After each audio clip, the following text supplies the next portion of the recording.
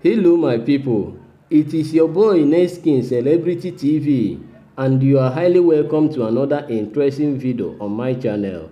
Akwa Okuko Tiwara Aki review his new name, Oyanaya and the Pastor, sickness for some pastors.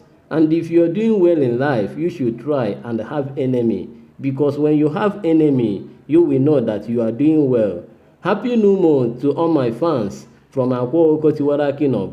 I wish you long life and prosperity. In today's video, Akwa Okuko Tiwara Aki, one of fans, Emmma from Abia State, surprised him with a wonderful gift he loved so much when he was a kid. Before I continue, click on the red subscribing button to subscribe and click on the bell icon to notify you on Akwa Okuko Tiwara Aki updates. For more information, this video contains Igbo language. As I review to you what really happened in this video will teach you a lot. Traditional native doctor Akwa Okuko Tiwara Aki do not know Emmma at first time. Emmanuel present to Akwa Okuko Tiwara Aki 2 golden necklaces worth 6 million naira or more than, customized with Akwa Okuko Tiwara Aki name. According to Emmanuel, he said that he spent 6 days in order to meet Akwa Okuko Tiwara Aki face to face. In no distant time, you will hear from the horse's mouth in Igbo language. Emmma started following Akwa Okuko Tiwara Aki for a very long time, and he liked whatever thing Akwa Okuko Tiwara Aki is doing. According to Emmma, what made him to like Akwa Okuko Tiwara Aki so much is when Akwa Okuko Tiwara Aki surprised his own friend with Lexus 350 car. This very thing happened earlier 2001. Let's be going. There is something that I want you to learn in this video.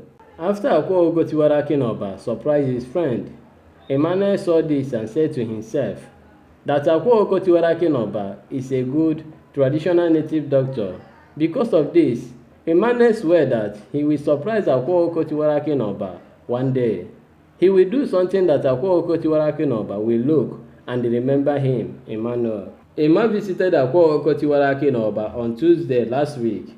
Due to overpopulation, he could not meet Akwa Okuko Tiwara Aki, but he said to himself that he must meet Akwa Okuko Tiwara Aki to present this gift to him, because Akwa Okuko Tiwara Aki said that anyone that see him should be happy, because good thing will happen to that particular person. That is why Emmma waited to see Akwa Okuko Tiwara Aki face to face, because he like what Akwa Okuko Tiwara Aki is doing. As I tell you, listen, you will learn something from this video. Emmma said that anytime he is listening to Akwa Okuko Tiwara Aki through Nextking Celebrity TV channel, that Akwa Okuko Tiwara Aki normally said that you should listen so that there will be something you understand. It's good for a man to stand well both in his family and for his enemy. Remember, I told you, if you do not have enemy, you should know that you are not doing well in life. In no distant time, you will hear from the horse's mouth. As I continue, there is something Emmma said in this video that may touch your heart. Emmma said that if he meets Akwa Okuko Tiwara Aki, he know that all the spirit that is disturbing him will disappear.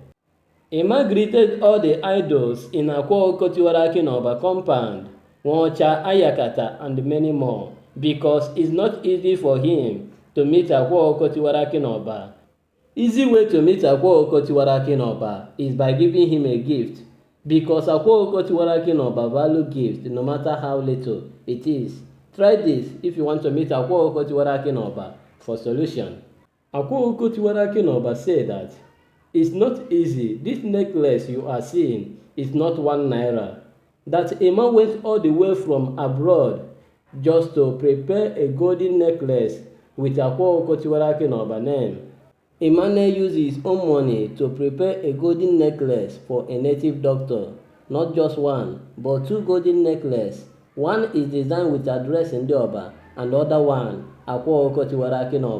The necklace worth 6 million naira or more than. Wake up and hustle. Oh my God, it's good to be good. Akwa Okuko Tiwara Aki offer a great contract to Emmanuel. Do you know what Akwa Okuko Tiwara Aki just did? Because Emmanuel told Akwa Okuko Tiwara Aki that he is into electronics business, that he sells air condition, television, refrigerator, and others. Akwa Okuko Tiwara Aki give him a contract to take all the refrigerator, air condition, and television his new hotel will contain to supply it immediately. This is a connection upon connection. As you are about to watch the Igbo language of this video, please click on the red subscribing button to subscribe and click on the bell icon to notify you of Akwa Okuko Tiwara Aki updates. Share this video, drop a lovely comment, and also give this video a thumbs up as you enjoy the Igbo language of this video. Thank you. God bless you. Oya na ya some pastor. Oh mo. Bana balago bonazo na nya balago ya boso. Oya na isi na wom the pastor. Oya na ya some pastor. Na all pastor ni na. Okay. Never dia. Nka me jo ya ye mo ozo. Abo na da no ze maka ya ye men ki eje no maka ya. Yes KD. Singa kinga.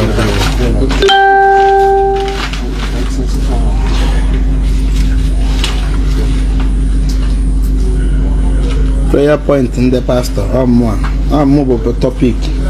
I'm topic. Onye binto na ekubaka akwa. Mana mo gbe na agbola na eze. Ba mbo onye ilo maka na nwe nnekwa ego na abia na ya owe. Ka onye ya mere ga. Abu ni mebe ofuma ma na inwele onye ilo. Ba mbo onye ilo. Inokata echo okwu ka inwe onye ilo. O nwere ulu ọba. Ka onwe ndị na-ekwujọ onwe ndị na-ekwere mma. Happy new month to you all. Onwere nwanne m weta gift. Ịma na onye melu m eto onye na ọ dịrị izi. Ma maka na eto onye gburu ebu na ọfụ ehi onye egbu. Nwanne m amala nya for the first time. Mana onwe anọkata ma sị na onwe ya na-achọ. Nọ nọgokwa how many days? Abia on Tuesday. No bia Tuesday. Tuesday ka ọ bịa. Wee chegide m na ọgbago mbọ ka ọfụ mana cloud karị. Wee pụta tata sisi kpọrọ m onye na-ekwu. Wee kpọọ ya wee bụrụ n'osi ebe a jebe obodo oyibo. Jee meelu m chen. Were afa m wee mee. Wee sị ka onye m nọ like ife m na-eme. Na m egosi onye ya. Ọ dụrụ izi, all my fans, nyere m aka kene ya. Nye maka na ọ dụrụ izi. Ọ dị izi ọ bụrụ ife mmụaka. Nna dị aka ife wetara. Kedu afa akwụkwa? Afa mbe Emmma. Emmma from where?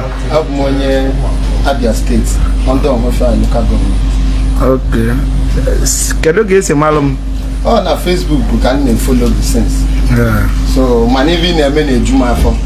Mgbe m bido follow sibe gị ike bụ mgbe ị kpọọ gị nwoke si Abia ya na mmịa. Iwe bunye ya moto, the thing wee metụ m n'obi. Because o nwere onye ba ya na-akpọ omego nwere nnukwu ego ije na Abia. Iya for almost 6 cars, 2 efo sacha rata ya da afọ ma mbunye ya mmadụ. Mana nke gị bụ na ị nwere mmụọ ibunye mmadụ the moto. So for that, m sị na ebe mmadụ wee follow gị. Iwetie your program online na onye chi bịa traditional marriage gị bịa. Anọ m na Lagos wee bịa. Wee follow che gị na sị mba na mme ewetara something bụ dị remarkable. Bụ mgbe ọbụla afọ ya wee ma na ọmụnwa bụ onye nye bịa. Abịago since on Tuesday wee chegide wee kwe na ngafụrịrị gị before mụ na because na ndị mmadụ karịa. Mana enwe m olileanya na isi na anya ọbụla afụrụ akwa ya nwere. So nwere ndidi wee fụ gị. Ọ n'ihe na-eme masị m rie nne mụ nwa particularly. Ọ masị m rie nne ọnya m nji rụọ ya because o nwebe nna mụta na program. A na-eme ị na-ekwu okwu ụfọdụ file ị na-ekwu okwu na nkịtị. Mana ikwuchie sị na gị gee ntị ka o nwere ife mụta n'okwu a. Na ya dị mma nwoke kwụrụ ọkwụrụsi ike. Mana ịbịa na-esi anya nwoke kwụrụ ọkwụrụsi ike problem pụta n'ezinụlọ mkpa 500,000 ime nwuri ya ịma na ị nọ na nsogbu. Mana since m bido gebe okwu go mee m obere mbọ m na-agba nsị ka m gbasibi ike maka nwoke kwesịrị ịkwụsị ike ka nwoke. Ọnya mee ndị si ọnwụ na mma fụrụ gị because mfụ gị na mma m na mpịampịa mmụọ a na-achụgharị nga arapụ m onye ọbụla narị ịda because nwoke obinikata ọtọ daa laikota na-emekọtakwa m ndị abidokwe n'isi mana ama m na m bịa na ngwuru gị bịa nọrọ m si ebe apụba na mma na mma na-esizi ọgwụ so that onye afọ m ọtụba m egwu obi gara ngozi mekata mma ọ bụ na okwe ha ịdanyezie n'ichite nsị ka m kenee gị na-ekenekwe mmụọ na-emerụ gị ife mmụọ na-emerụ ọba ife ndị dị ka ya kata na-ekene ara na-azụ nwa na-ekene mmụọ niile na-ekene tiri ike because ọ dị easy ọta na abụ m a big fans gị every day ana m abụ online 5 times ka mma ma onwe ihe ị ga-epost because ị mere ya jee Dubai ndị na Dubai fili na onwe ebe ha chịta agụ wee na-anya wee kpakpụ so mana afọ m na ị na-emesi ihe ike ọnya mee njisi biko no matter how small ọ bụ ngwati wepụta ya ewepụta ka afọ ife ọ bụ iwepụta ofe idebe nke ọzọ na-emekwa iwepụtakwa ndị ọzọ ọdụ ka iwe enwe akarịa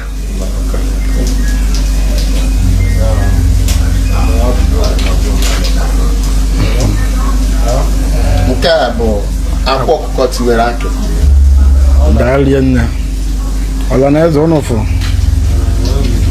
ọdụ ka izi ọ bụ ụkwọ 1 naira esi ebe a jebe obodo oyibo wee je wee ralụ m gold ọnụfụ ọ bụ ụkwọ 1 naira mmadụ na-emegolu ya ịnọkọtagodu like ntụ atata bụ Sọnde ịkpọ mmadụ 10 sịba niile idigodo 1 million ma a na onwe ya enye oye ebe a ka ya nọ wee marụ na ebe a bụ ka ya nọ wee marụ n'obodo bụ igwe ọ bụ ọbụzi mmadụ efly jee obodo oyibo wee jee lụtalụ m gold ọdụ ụkwụ izi so onye ṅụrịara ifeọma ṅụrịara ya na onye ọbụla baa uru ụnụfụ bịa kedu nke ọzọ nke a bụ Akwa Okuko Tiwara Aki nke a bụ adreesị ndị ọba ọ dụkwa ebụa ọ bụ okwu ofu nke a bụrụ adreesị ndị ọba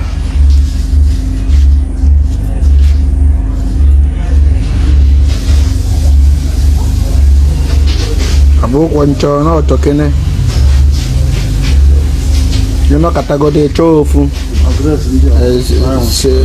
ịnọkọta ịchọ ofu na ọ bụrụ ịchọ ije lụọ nke o ịchọ ime ka akwa megodo ofu nke a bụrụ nchọ na ọchọ ọ ga-akụnye eji gbaba mbọ isuzugide ife a wee ruo 50 years iwee nwa na poverty ema n'ọgụ ụchọ mgbe ahụ ị na-eru 70 ụmụ utichie ewu ajụ ahụ kedu ebe ị nọ mgbe ndị ọzọ na-akpata ego n'ọgụ debeva na kọndishọn a kụnye eji gbaa mbọ nna dalie nne onye adọrọ na mma mana a na aka Tuzdee ruo ka m gbarụ afa ka mara iwe ga-eme ọ dakodo na ya alụ awere alụalị nga awere ka ọ dọrọ ka biznes ị na-eme ị na-ele TV na friji ebe ka ị na-ele n'Enugu TV na friji electronics ka m na-ele mana o nwezikwa ị nwere nnekwute shop mana ihe na-eti m ya ka karịrị mana ụta mbere ebe ama na ị na-ele TV yes ihe ọbụla ugo na tagori ya kọntaktị ya ma friji ma AC ịkpọje n'ofu họteelụ nke agwa ya TV ebute TV dị ọsọ Igbo ndụ agụpụta ọrụ ka Akwa Okuko nke ọba ọsọ TV ka m enye ọnwego ndị ọzọ enye ndị ọzọ nyere unu m aka kene nwoke a na ọdụ ụkwụ izi isi ebe a jee obodo oyibo jeje lụọ goldu ụnụ m ego one goldu na-anọ wee were afa m wee jee lụọ goldu ọdụ ụkwụ izi ọ bụ ụkwọ nchọ tata na-enwe anya m egorozi ife n'ahịa ma ude nna etekwuzi ebe anọkata onye eweta nke asị m mụtebe ude nwezi m ife agbakwa anụ m ọkụ n'iru ejenubegwa m ahịa data egonubere m moto n'ahịa sinsi njepụta ụwa ọ fọziri ndị afụna ịkpatara m nwa basị m mụ nọba nwebe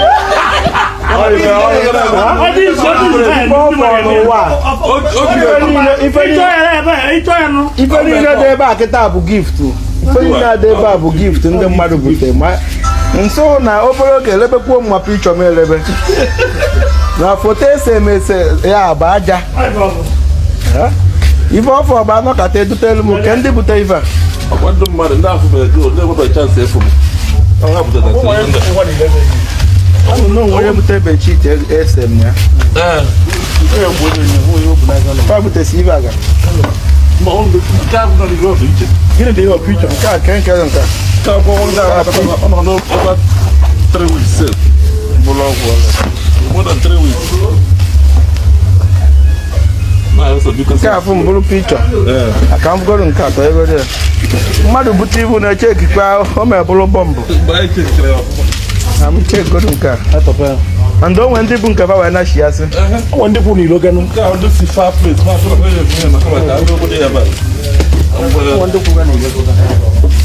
ọ bụrụ ndị mmadụ idute nwa basị m mụ nọba ụfọdụ na-edutekwa ọgwa ya? Ụmụ nwoke ka ụmụ nwaanyị.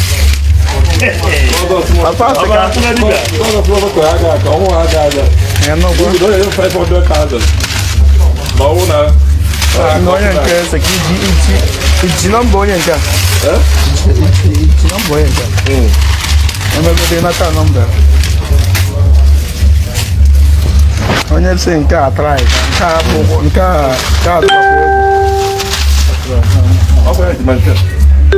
ya bute iji nọmba ebe a lee na namba onye mara nọ nọmba ka nọmba onye alụ ya ụmụnne m unu fụsị gift ife karịa na aba anụ ime ụlọ gosisi unu gift na-etibe mgbu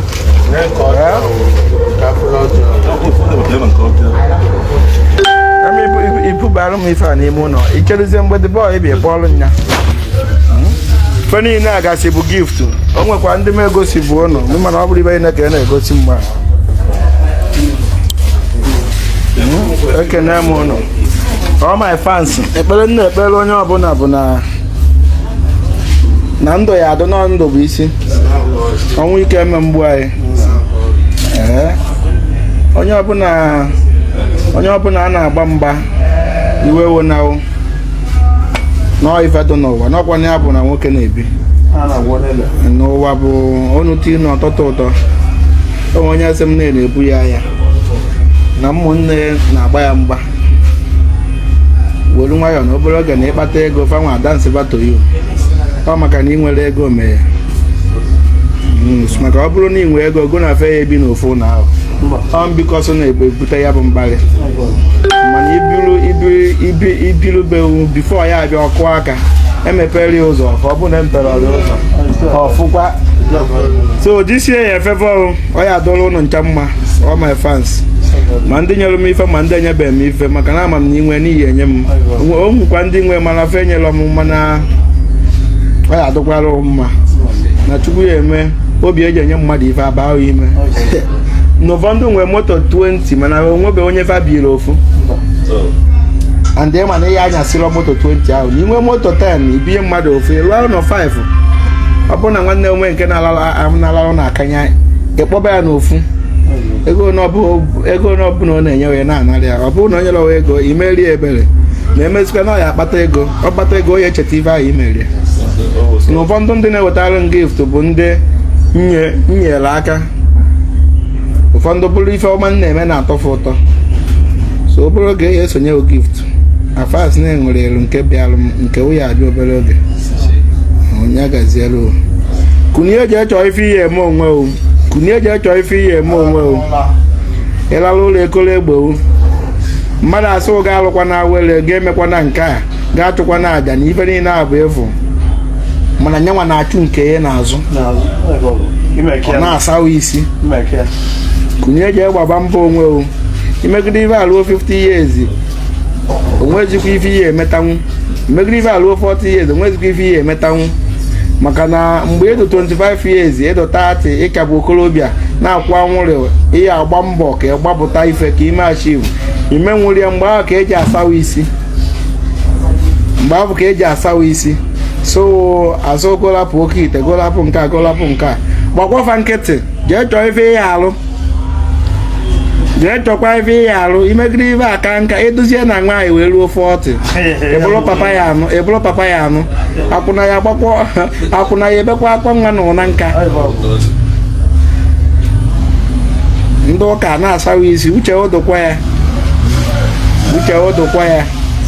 ndị ọcha wetara ụlọ ụka adakwa ezuzu ntụrụsi ezuzu nọ ndị Igbo bụ ya n'isi ya afụ pastọ o were nwa dibịa na-eme preaching ọdụ mma alaike nyi na-emekwu ka ndị members ọmalụ m echi niile sọ members ya abịakwabe m na-ekwusi ike ụfọdụ ji m eme tọpik ọ ma mma alaike nya ibi na ọ na-atọkwu m ụtọ na ịmakwu onye mbụ ọ ife nchọ achọkwu m ka m gaa afa ka anyị mejuo ya eme ọzọ na kama ifere ya eme odogwu ife ike mee akodi onye gosi na m abaghị ijite ana m azabụ ego dị na buut ọ na-ayị ndị mmadụ ala enugo maka purion van moto eji ebu ego mmụọ ọdọ adọ ukwu oge ọgụ bụ dike nata ọgụ ọzọ Igbo ndụ ọlụ dike nata ọgụ ndị ọcha aka ndị amụrụ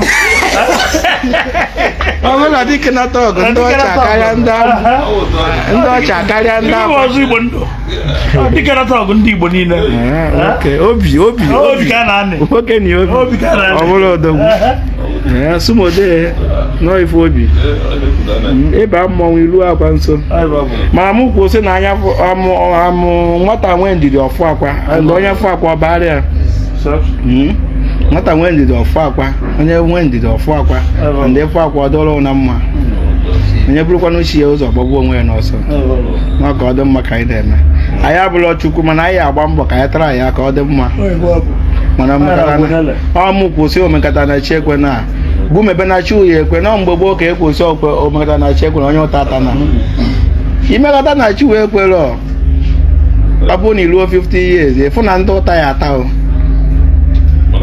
so na chi oje jụ gbaba mbọ na nwoke adị ezu ike money is not everything mgbe gboo na kita after God the money is everything nne m ana m ekpe si na ya adọla na mma na this year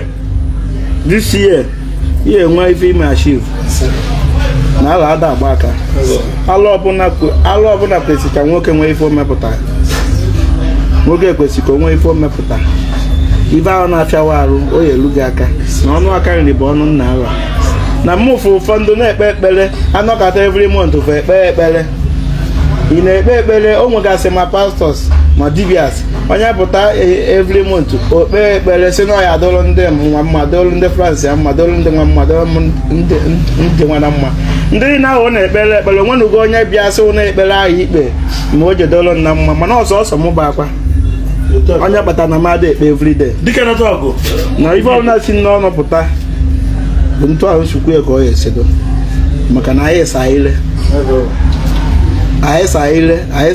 with virgins anyị sa ile with 7 virgins anyị sa ile na-ekwu ekwu edu nke nụ n'ọnụ anyị sa ile ya asasie ya ike anyị gbawa okwu ọdụ mma gwa m mmadụ na ikpegoro ekpere na Facebook ahụ ya bụ nnọkọta afọ m onye nwere na-ekpere na-etiri isi onye nwere na-ekpere na-etiri ya mana ibe niile afọ o kpere ekpere onwere bụ onye si dadi n'ụbọchị dị ntụ ị na-ekpe ekpere merụ nju wee kwuo ise o wee dọrọ nna mma onwere bụ onye kwu ya mana ntibelu testimoni ndị mkpere like ekpere mkpe nwanne nya ka ọ dị bifo ya nwanne nya enwetago m more than 8 million na ndị mmadụ dachisi m so na ọ bụrụ na mkpe ekpere ikere nwa ya ọ ya adịrị na mma maka na a na-avụrụ ugo kwada ibe mbụbụ ugo eze nnụnụ abịa na anụmanụ ibe mbụbụ eni o nwere anụ ka eni ihe agba mbọ ka ikpebe ekpere ka ọ dịrị na mma asọ nna m bụ Chukwu onkwọ ndị mkpere ya aga amụche mana ikpere kwesịrị ka ọ ya agara ọ bụrụgodu na onwe nke anyị merụ na ọ gara aga chi ya takwana ya emekwa ọzọ ya adị mma na ọgwụ dọ ọkweghị ọgwụ niile adọ ebe a o nwere onye nrụsịrị ọrụ ndị ọsị m na ọ gara nwee sị na ọkwa ma ama bụrụ Chukwu o nwere moto iyi egoro natabeghị echi na ka ịsata ọkwa injin ọ na-egbakwa onye afọ lebeghị moto ọ bụrụ injin echenji elu injin ọ ya naziwa ego so na ọdadọ ọ bụrụ na nnu adịrọ n'ofe ọ na-etikwu ya ọ bụzie na itibezie nnu tinye ya etinye ịma na ihe erie ntụ anọ ọkụ ụchọ ọ bụrụ na nnu karịa iribe ntụ ahụ ọ bụrụ na ịṅụba akamụ onye na-ele akamụ nwee ike ọ na-eze ka ọ lapụ itinye ya shuga ọrụ ọgụ ya asịkwụsị etikwuo anya bụ na-eme na ọ gwụdọ ibu ebe ọdọ ibe ọ na-esi ebe ọrịa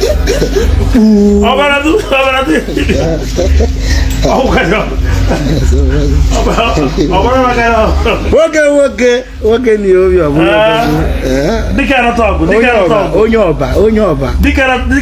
onye ọba a na-egbukwa onye ọba egbu kama adọ ya aka na ntị ụmụazị ọba nọ n'obodo oyibo nọ n'obodo dị iche iche ọ ya dọrọ na mma afas na ịlaiki ife akwa na-eme mana ọ bụ na ịlaikiri ife akwa na-eme n'iso na ndị na-ekwuje akwa nkata ya ekpudo onye adụkwa ọrụ na mma n'ihe pụ anyị chọba ndị ekpere ka ọ dọrọ na mma na ndị na-ekpere ekpere bụ ndị onye ṅụrịalụ m ọ bụ na mkpere ekpere ọ dọrọ na mma maka na mmụọ niile ndị na-enye nne mmagbado ndị niile na-ekwile anyị so na-eke ọrụ eke ịmalụ saịdị ubi ụdị ịpụ ebe ahụ ịrụba nke na mụ abụọ ọmụpụta soshal midia nkwuo na ọgwụ ka m na-agwọ sọọsọ ọgwụ ka m na-agwọ nwere mpamụma mmamụmakwu mmamụma bifo ọnwụnwa mpamụmakwa ịchụkwa mpam kere ibe Chukwu dozie n'ala ọsọ na ọgwụ